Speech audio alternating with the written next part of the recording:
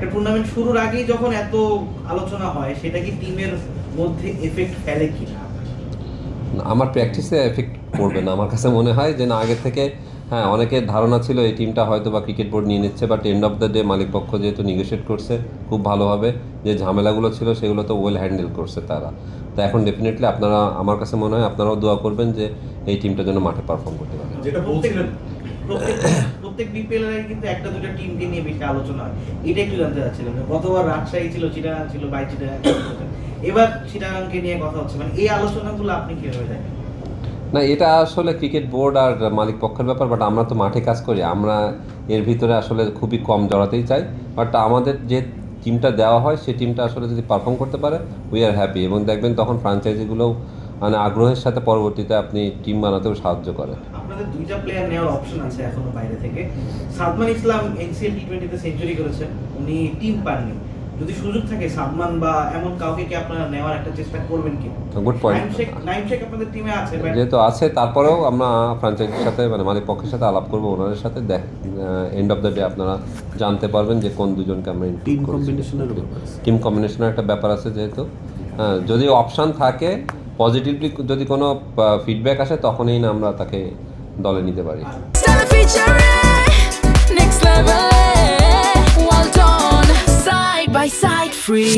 শুরুর আগেই প্লেয়ারের মধ্যে একটা দ্বিধাদ্বন্দ্ব আছে যে আমি এই টিমে না খেলে হয়তো আমার দাম আরো বেশি হতে পারে। আমি ওর পোস্টটা দেখেছি, আপনার কথাটা বুঝতে পারছি। ও তো এই ধরনের পোস্টও দিতে পারে। নাইম শেখের 1,10,00,000 টাকা উঠেছে, ওই পরিপ্রেক্ষিতে one of the T20 best বলার বাংলাদেশের।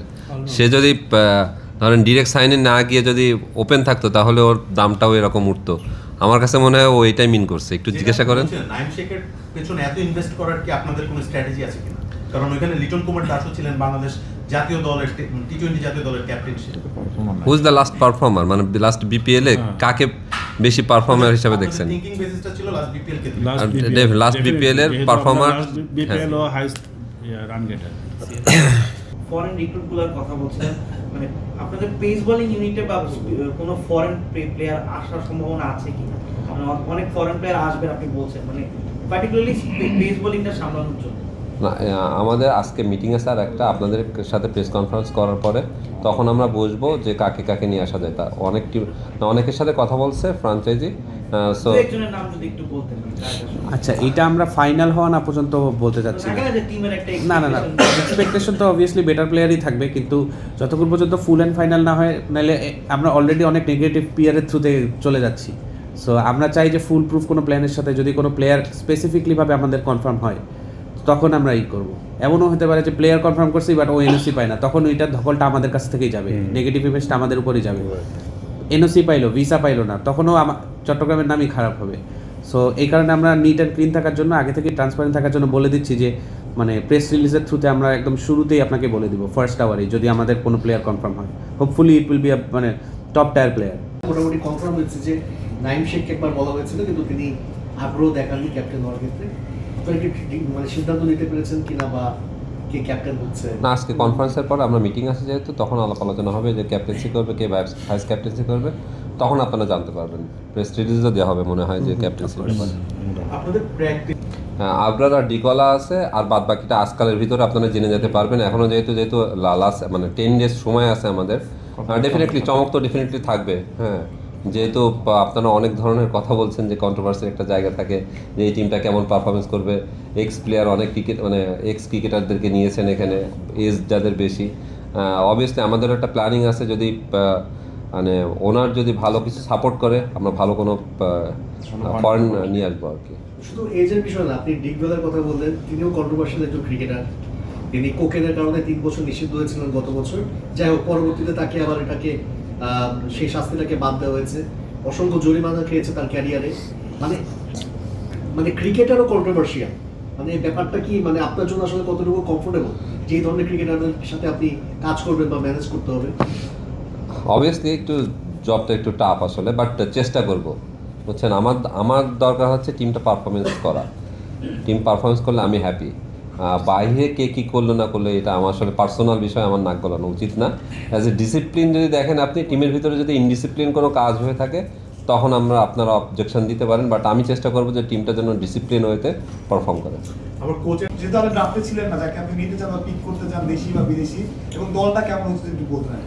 বাইরে থেকে দেখেন নেওয়ার এখন অপশন আছে আমাদের, যে কোনো একটা না দুইটা প্লেয়ার জন্য দুইটা নিতে পারবো।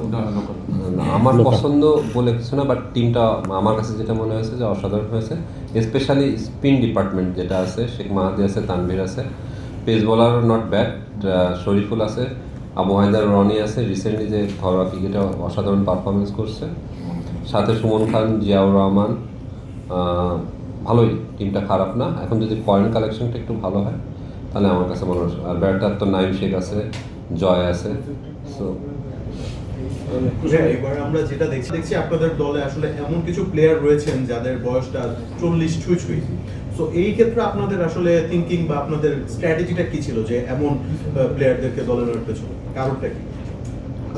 আমার কাছে মনে হয় যে লাস্ট 3-4 বছরের পারফরমেন্স গ্রাফটা যদি দেখেন তাদের, অবভিয়াসলি যাদেরকে নেওয়া হয়েছে, হ্যাঁ একটু এজ, জিয়াউর রহমানের কথা বলছিলেন, জিয়াউর রহমান লাস্ট 3-4 বছরে এমন মানে পারফরমেন্স গ্রাফটাতে অতটা খুব লাইমলাইটে আসেনি যতটা তার প্রাইস উঠেছে ওই অনুযায়ী। সো আপনাদের এটার পিছনে তো অবশ্যই একটা থিঙ্কিং ছিল।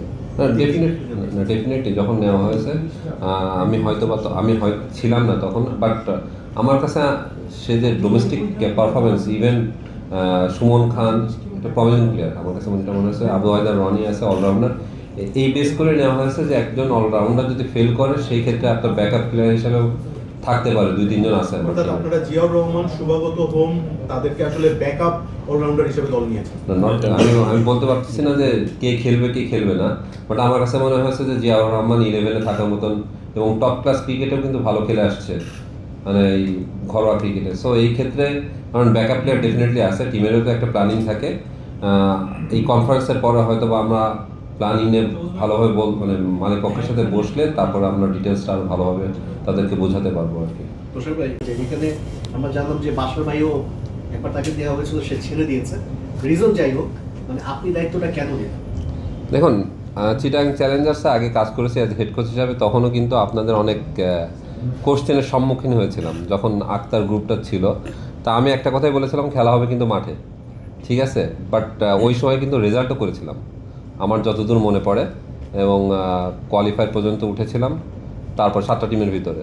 তখন কিন্তু কেউ প্রেডিকশন করছিল না যে এই টিমটা এত দূর যাবে। সো ডেফিনেটলি আমার একটা চ্যালেঞ্জ আছে যে এই টিমটা যদি ভালো করতে পারে, 6টা টিমের নিয়ে যেহেতু বিপিএলটা হচ্ছে, গ্রেট অপরচুনিটি সুপার 4-এ খেলার, তো সেই কাজটা করতে পারলে আমি মনে করবো যে আমার দিক থেকে আমি সাকসেস। মানে আপনার আপনি আপনার গ্রুপের এক্সাম্পল দিয়েছেন, পারফর্ম করেছিল তারা, ঠিক আছে, কিন্তু আমি বলতে চাচ্ছি যে শুধুমাত্র মাঠের খেলা না, খেলা মাঠের বাইরেও অনেক খেলা হয়, সবকিছু মিলিয়ে এই দলটাকে নিয়ে কিছু কন্ট্রোভার্সি একদম শুরুর দিকে ক্রিয়েট হয়েছে। এরপর আপনি দায়িত্বটা নিয়েছেন, এই জন্য আপনাকে জিজ্ঞেস করা যে দায়িত্বটা আপনি কেন নিলেন, মানে এত কন্ট্রোভার্সির পরেও। ফার্স্ট অফ অল আমি ধন্যবাদ জানাই টিম ওনারকে যে আমাকে দায়িত্বটা দেওয়া হয়েছে, এবং আমি আমার জায়গা থেকেই আসলে আমার সাথে কথাবার্তা চলছিল সিলেটে অ্যাজ এ হেড কোচ হিসাবে, বাট সোহেল ভাইকে ওখানে অ্যাপয়েন্ট করা হয়েছে, এই জন্য আমারও টিম হচ্ছিল না। তারপরেও আমি সুমন ভাইয়ের সাথে কথাবার্তা বলছি, সুমন ভাই যখন ছেড়ে দিয়েছে এই কাজটা, তখন আমাকে এনারা অফার করছে, আমি চিন্তাভাবনা করেই আসলে অফারটা নিয়েছি। আর আপনি কন্ট্রোভার্সির জায়গা যেহেতু বললেন আর কি, আপনার পারফরমেন্সে বিবেচনা করবেন যে টিম আসলে কেমন করছে কি করছে না, বাদ বাকিটা আল্লাহ ভরসা। একটা নেগেটিভ ভাইবটা পেয়েছি, কিন্তু বিসিবি থাকা অবস্থায় যারা না কাজ করছেন, আপনার এক্সট্রা রেসপন্সিবিলিটি থাকে যে কোনো ধরনের নেতিবাচক প্রভাব না পড়ুক, দল থেকে খারাপ কিছু না আসুক। আপনার এই দায়িত্বটা কতটুকু থাকবে এবং এই দল যেন ভালোভাবে পরিচালিত হয় সব দিক দিয়ে, মানে পরিবেশ সাথে পেমেন্ট সাথে খেলার মাঠ, এটা আপনার উপর রেসপন্সিবিলিটি বেশি কিনা এবং আপনি সেটা ঠিক রাখতে কেমন? আমি আমার জায়গা থেকে চেষ্টা করবো 100%, যেহেতু লাস্ট 3-4 বছর ধরে বিপিএলে কাজ করে আসছি, তো আল্লাহর রহমতে এখনো পর্যন্ত ক্লিয়ার আছি, আপনার কথাটা যেটা বুঝলাম আর কি। আমি আমার মতো করে চেষ্টা করবো আর কি, যেন সবসময় অনেস্ট থাকার। ফ্রাঞ্চাইজি একই, কিন্তু মালিক আলাদা আর কি, ভিন্ন আর কি, না বন্ডিং নাই। ভালো অফার পেলে আসলে যদি টিম দেখি তখনই না কাজ করতে মন চায়, বাট আমার কাছে মনে হয় যে চট্টগ্রামটা যেহেতু আমার মানে কপালেই আছে লেখা, তো প্রবলেম নাই আসলে, বুঝছেন। যে কোনো ভালো টিমের সাথে যদি কাজ করতে পারি ডেফিনেটলি নিজেকে গর্বিত মনে করবো এবং ভালোটা দেওয়ার চেষ্টা করবো।